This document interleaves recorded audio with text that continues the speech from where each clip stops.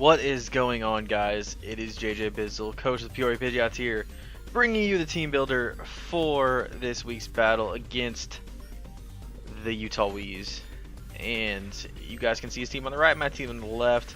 We're going to go through all the mons and kind of go through my strategy, if I have one. His team's interesting to where Coco's a problem, Scissor's a problem, Salaman's a problem, Conk's a problem, Landa's. His whole team's a problem for my team. My team doesn't like his team too much. He has some decent walls that don't really scare me too much, but his attackers, especially his setup mons like Salamence, Landorus, doing Landorus things because it's Landorus, Scissor, just Coco, Volt switching around. Anyway, his team's threatening, and it's a problem, and you guys can kind of see the squad I'm bringing so far, but we're going to go through all the mons here. And first up is my main man, Swirls here. You can kind of check out his moveset here. Knockoff, Poison Jab, HP Ice, and Flamethrower, rocking the AV. So this mon is basically my Coco switch-in, my Coco check. It's not a counter by any means. I mean, I can come in on it and I can take 2. Or I can take 3. Well, I can almost take 3. I'll have to calculate. I think I can take 3. But it still does a lot of damage. It's still annoying. It can still pivot on me like crazy. Still faster than me. So this thing is a soft counter to Coco. So if this thing takes a lot of damage, Coco's going to be killing it just because it's Coco and it's powerful and it's strong. I could be bulkier, but looking at the things on his team, with Salamence, with Scizor, with Landorus, those can be some switch-ins, especially Scizor, because, you know, Poison move and Dark move, and Knockoff especially, because it doesn't have an item because it's Mega Scizor. I'm going to be running kind of a mix set. It's a little odd, and I can tell you about these EVs here in a second, but I'm going to be running HP Ice just for Lando and Salamence, and then Flamethrower instead of Fire Blast for Mega Scizor, and I can kind of tell you the reasoning for those EVs. So Flamethrower will allow me, you know, barring any odd bulky Scizor, to outstall him of Roost. I think it does between 55 and like 68% around there. So, you know, being ×4 effective, and him trying to Roost stall, Swords Dance, things like that. So this thing doesn't want to come on. Scizor does not want to come in and take some Flamethrowers and try to Roost up on me, or try to defog whatever. I don't have any hazards, but tries to, you know, set up SDs, tries to, you know, U-turn for free, those things. It's gonna get hit hard. It can come into U-turn, but hopefully I can make some predictions. That's kind of what I'm looking to do with his team. I kind of had to predict his threats coming in, so I can kind of take advantage of those switches, and hopefully I can get some good positions with his walls to where I can make those predictions, and I'm allowed to. So yeah, so here's Alolan Muck being the Coco check, and my boy Typhundus is next, rocking the Sky Plate in the Regenerator. This mon was tough for me. I think I had to bring it due to its coverage. You know, getting the Heat Wave for Scizor, getting Hurricane to kind of hit his whole team, Knockoff and U-turn, obviously Knockoff for Uniclus, Chandelure, U-turn just to pivot on things like Coco. But regardless, looking at his team, he doesn't have too many flying resist. I mean, when top of Coco is your flying resist, obviously Gigalith exists, but having those as your rock resist, or your flying resist I should say, is good for me. It's very good for me. So I can just click here and kind of Hurra spam, nice and Hurricane spams, and you know, especially the Sky Plate giving it the boost is nice. And you can see my EV spread here. 204 gets me to 329, which allows me to outspeed everything on his team that I can outspeed. Obviously I can't outspeed Coco because I think it gets up to like 394, so this allows me to outspeed Timid Salamence, you know, not after a DD, but this allows me to outspeed anything barring a Scarf, in which, if it is Scarfed, I can kind of, like Scarf Chandy, I can switch around it. I can go, you know, Snorlax to whatever it is. I have switches for that, so barring any random Scarfs, I have switches for those. So yeah, 329 speed, you know, fully mild, allow me to hit decently hard on the physical side as well. So yeah, Typhundus is going to be my pivot. Gonna hopefully hit Conk, gonna hopefully hit Lando switching in, or whatever it may be. That's kind of what he's here for. It's a tough bring for him. You kind of have to. He's definitely a strong mon. He got the regenerator, so I can take some hits. I can get out of there. But alright, so up next is an interesting mon. I might change the item before the battle. I don't know for sure. I kind of been going back and forth between, like, say, Earthplate and the Figgy Berry, but this is kind of my win con. Looking at his team, his Earthquake switch-ins don't exist too much. Obviously, Amoonguss is a thing, but being a part poison type, you know, still gets decently hard by Earthquake and, you know, Stone Edge respectively. But as you can see, my moveset is Polish, SD, Earthquake, Stone Edge, and you can see my name, Tango T. You know, because, you know, I'd be double dancing here. I'd be double dancing. Anyway, so gonna be running fully adamant, max attack, obviously. And I looked at kind of some of his walls. After I get up to +2, I can 2-hit KO Alomomola too as well, bulky Alomomola, so that's always nice. And my speed, you guys can see 28 speed. So basically when I boosted up, I outspeed Scarf Chandelure. That was kind of my benchmark. If he wants to bring like a Scarf Lando, that's fine. I should be able to switch around that decently well. But yeah, allows me to outspeed everything on his team, barring, you know, Scarf Lando and Scarf Mints. I think those are the only two. Yes, and then so Scarf Shandy outspeed by 1, and I would outspeed Coco as well, being in the 400. So yeah, that's kind of my win con there. Hopefully I can, even if I can only get up a polish, like if his walls are weakened, if I just get up a straight polish, I can outspeed his whole team and Earthquake it to death, or, you know, Earthquake Edge into Mints. But this is kind of one of my win cons, so yep, there's Tango T. And next will be Bill, my Snorlax. All my Snorlaxes are named Bill just because my buddy, who sleeps a lot and he's kind of fat, or he was kind of fat anyway, so I always call my Snorlaxes Bill. But anyway, regardless, rocking the AV as well, bringing 2 AV users this week. But so we are looking at AV Snorlax because fat and because it hits his entire team super hard. If you look at his walls on his team, Aloe, and Amoonguss and Gigalith, obviously if he wants to bring it. I don't see him bringing Gigalith. I can go right into Lando. I mean, actually I don't have that many switches for Gigalith. Lando's my only switch. Well, I don't think he's gonna bring Gigalith because I have, you know, strong water attack. Anyway, so, and Tangrowth is the thing. But so yeah, Snorlax is here, gonna body slam everything. You know, Ghost type wants to come in, I'm gonna crunch it. Lando wants to come in, I'm gonna Ice Punch you. Salamence, Ice Punch, Fire Punch for Sizzle or Coco. I'm just gonna lay on you. So yeah, that's the plan there. You know, max attack, max HP. 524, that's fun.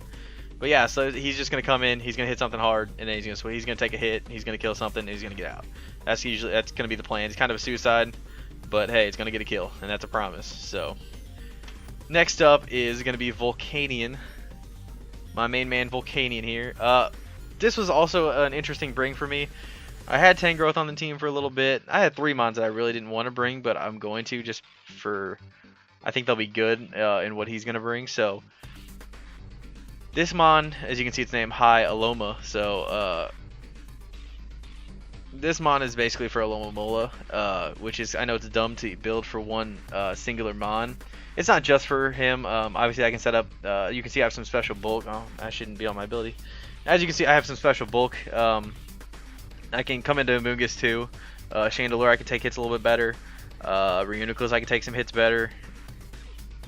Yeah, even Landorus, if I'm full HP, I can live a Earth Power, Life Orb Earth Power. So that's kind of the plan, is to live something and hit it really hard. But this is also a very large Alomomola counter, could just complete counter. So unless I switch into a Toxic, which hopefully is not the plan. But yeah, set up sub, Toxic, Steam Eruption, Fire Blast, lefties. I mean, I'm in here. I'm gonna try to get a sub against Alomomola. I'm gonna try to Toxic it, and I'm gonna try to wear it down. So that's gonna be the plan. With my Volcanion here, and also Amoonguss, I can set up a sub. Just keep clicking Fire Blast. Chandelure, I'm gonna eat his hits, you know, barring Shadow Ball, but I can click Steam Eruption back. So he's got a pretty good matchup against his team. Conkeldurr, I should be dealing some good damage to Conkeldurr too as well, just because I still have 321 attacking with little investment. But you know, hopefully Alomomola can get some kills, get some work in, weaken his entire team, you know, for my Lando T over here. And then, so this last slot is interesting. about 5 minutes ago I had Tangrowth in it before I started recording this. But I was looking at Tangrowth and I was gonna bring a Protect HP Ice variant for Supersonic Sky Strike on Salamence, and I calced it, and I would have to be max defense plus nature, and even then it's a roll. I don't think it's a roll in my favor. I think it's like 98 to 1 set, or what, like 110 or something like that. So I don't want to play those games. It's gonna it's gonna body me even if I protect on the Sky Strike and I just get him down to normal flies. I don't want to be in that predicament to have to keep protecting if he's setting up D-dances and then he just wins because I protected on a D-dance and then he sweeps. So that's not something I want to do or be a part of. So I switched it real fast to something that's a very big wild card against his team. And actually, I have some things to check. I have Dancy's page up here because I was checking something with the Mega Dancy speed tier. So it gets to what, 350 max. So I will set him as the same thing as. Actually, hold on a second. I know live editing, great video, Jordan. So set it to Mega Dancy real quick, just so I can. No, that's fun. It just takes away on my entire moveset. So I get up to 319. So I need to be plus nature, because I do want to outspeed Salamence. So drop me down to 329, which puts me at, survey says, I get up 330. So 176. So 176 is that number I want to be at. So gonna be Deontay, gonna be a rock polish set with HP fire, with Moonblast. Ugh, can't type today. With Moonblast and with Diamond Storm. So, and the Deontayite. There we go. We're back to status quo. Alright. So basically what this thing is here to do is to, just in case Lando doesn't come through to where Lando needs to be, it's going to be kind of a late game sort of win con. Hopefully I can get a polish up on a few things. Let's see, I can probably get a polish up on Moongus, probably get a polish up on Shandy, Reuniclus, a few things. But I mean, I'm still going to be not hitting as hard as I probably want to, but regardless, it's a good, when the team's weakened, I can set up a polish and I can just win, because I'll get above Coco. I'll get above basically his whole team barring Scarf, and, well, actually polish, I don't even need that much. I still want to outspeed though. I like it because I'll still outspeed I'll outspeed all his Scarfers after that, because I still want to be able to be normal Deontay and to be able to Moonblast like Salamence, things like that. So I like the set. It might change by the time I battle tonight, which I think we're battling tonight, but it might change a little bit after I'm looking at it. But this is what I kind of was looking at, was Deontay only has one major thing on his team besides Earth Power Landers, things like that, which I have switches for. I have some flying things. But the problem would be Scizor and just Bullet Punch, because Scissor Bullet Punch, I die. I mean, I don't think many variants can take Bullet Punches and live, just because X4 and it's Bullet Punch for Scizor. So the plan is hopefully predict Scizor with Hidden Power Fire. Kind of see his switch-ins. Diamond Storm's still going to do a chunk because it's Diamond Storm. Hidden Power Fire is going to obliterate it, so hopefully I can predict that switch and take it out. So Deontay's my last Mon here. This team, I'm not very confident going into this week. Hopefully, like I said, I'm relying a lot on predictions, which I don't like relying on. I like just going fast and U-turning everywhere and getting into fat things that hit really hard and just killing things. So, I mean, that's going to be the plan. Hopefully I make some good predictions, because I think that's going to be this entire battle, is me knocking out something early like Salamence, like Landorus, early, to where I can safely bring in different things that would normally not sit in well with those two, where I don't have to predict with Hidden Power Ice, with Muck, where I can just click Poison Jab and weaken something. Something like that. So where I can make one prediction and then I can open up his whole team, where I don't have to click Ice Punch, I can just keep clicking Body Slammer. I don't have to click Hidden Power Fire, I can just keep clicking Moonblast or Diamond Sword, something like that. So that's going to be the plan, which I don't like relying on, but I don't like my team matchup against him. Everybody on my bench kind of had awkward matchups as well. I could bring things like Registeel, who I just picked up, who does a great job at walling a lot of his team, besides like Chandelure. Like, it does a great job against things like Reuniclus, but it gets set up on with Calm Mind. Landorus gets set up on Conk can bulk up on it. You know, he has a lot of setup, and it's scary. So that's why I gotta make that prediction. Because if I, +1 Salamence kind of wrecks through my team, so I don't really have a check to that. I don't really have a emergency button, besides get Intimidate off with Landorus and connect on Stone Edge or Polish up and then Stone Edge. I don't really have a living one because 524 HP and then clicking punch and just blowing through it. So not too confident with the team building that I did. I could probably do better, but this is the squad, so I'm gonna hopefully my skill.